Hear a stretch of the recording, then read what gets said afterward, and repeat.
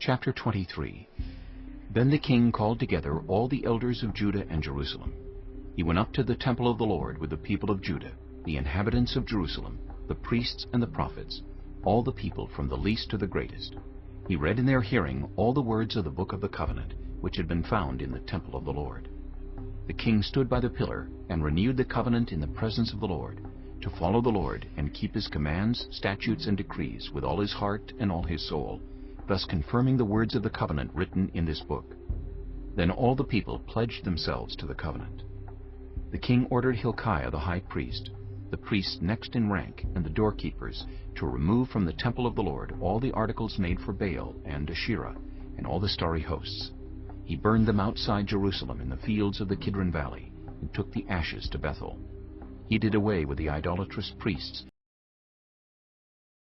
appointed by the kings of Judah to burn incense on the high places of the towns of Judah and on those around Jerusalem, those who burned incense to Baal, to the sun and moon, to the constellations, and to all the starry hosts. He took the Asherah pole from the temple of the Lord to the Kidron Valley outside Jerusalem and burned it there. He ground it to powder and scattered the dust over the graves of the common people.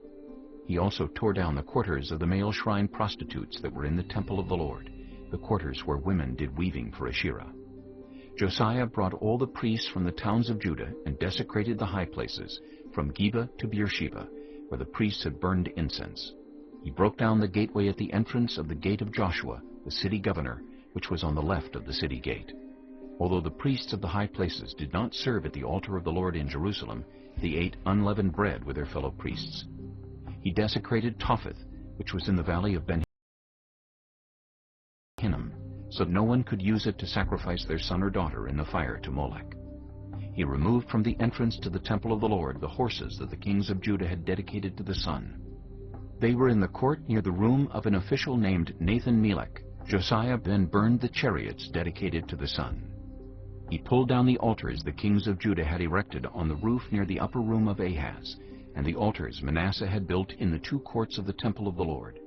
He removed them from there, smashed them to pieces, and threw the rubble into the Kidron Valley. The king also desecrated the high places that were east of Jerusalem on the south of the hill of corruption, the ones Solomon, king of Israel, had built for Ashtoreth, the vile goddess of the Sidonians, for Chemosh, the vile god of Moab, and for Molech, the detestable god of the people of Ammon. Josiah smashed the sacred stones and cut down the Asherah poles and covered the sites with human bones.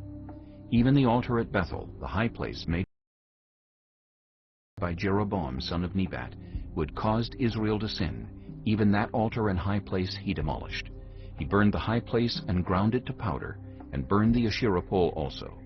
Then Josiah looked around, and when he saw the tombs that were there on the hillside, he had the bones removed from them and burned on the altar to defile it, in accordance with the word of the Lord proclaimed by the man of God who foretold these things.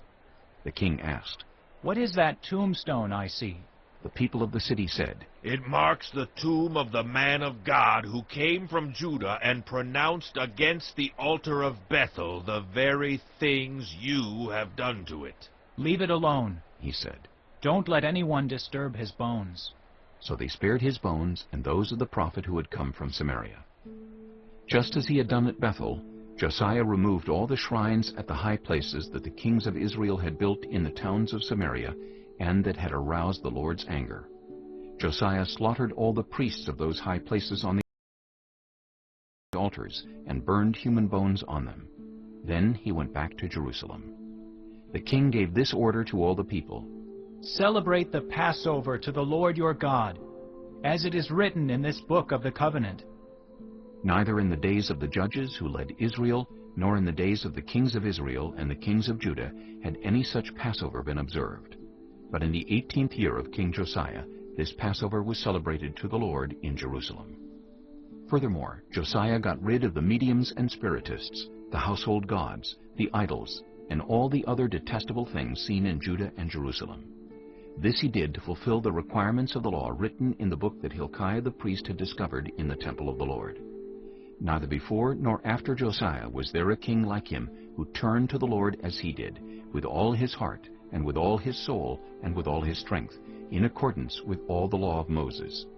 Nevertheless, the Lord did not turn away from the heat of his fierce anger, which burned against Judah, because of all that Manasseh had done to arouse his anger. So the Lord said, I will remove Judah also from my presence as I removed Israel, and I will reject Jerusalem, the city I chose, and this temple, about which I said, My name shall be there. As for the other events of Josiah's reign and all he did, are they not written in the book of the annals of the kings of Judah? While Josiah was king, Pharaoh Necho, king of Egypt, went up to the Euphrates River to help the king of Assyria. King Josiah marched out to meet him in battle, but Necho faced him and killed him at Megiddo. Josiah's servants brought his body in a chariot from Megiddo to Jerusalem and buried him in his own tomb. And the people of the land took Jehoahaz, son of Josiah, and anointed him and made him king in place of his father. Jehoahaz was 23 years old when he became king, and he reigned in Jerusalem 3 months. His mother's name was Hamutal, daughter of Jeremiah. She was from Libnah. He did evil in the eyes of the Lord, just as his predecessors had done. Pharaoh Necho put him in chains at Riblah in the land of Hamath, so that he might not reign in Jerusalem. And he imposed on Judah a levy of 100 talents of silver and a talent of gold. Pharaoh Necho made Eliakim, son of Josiah, king in place of his father Josiah, and changed Eliakim's name to Jehoiakim. But he took Jehoahaz and carried him off to Egypt, and there he died. Jehoiakim paid Pharaoh Necho the silver and gold he demanded. In order to do so, he taxed the land and exacted the silver and gold from the people of the land according to their assessments. Jehoiakim was 25 years old when he became king, and he reigned in Jerusalem 11 years. His mother's name was Zebidah, daughter of Pedaiah. She was from Rumah. And he did evil in the eyes of the Lord, just as his predecessors had done.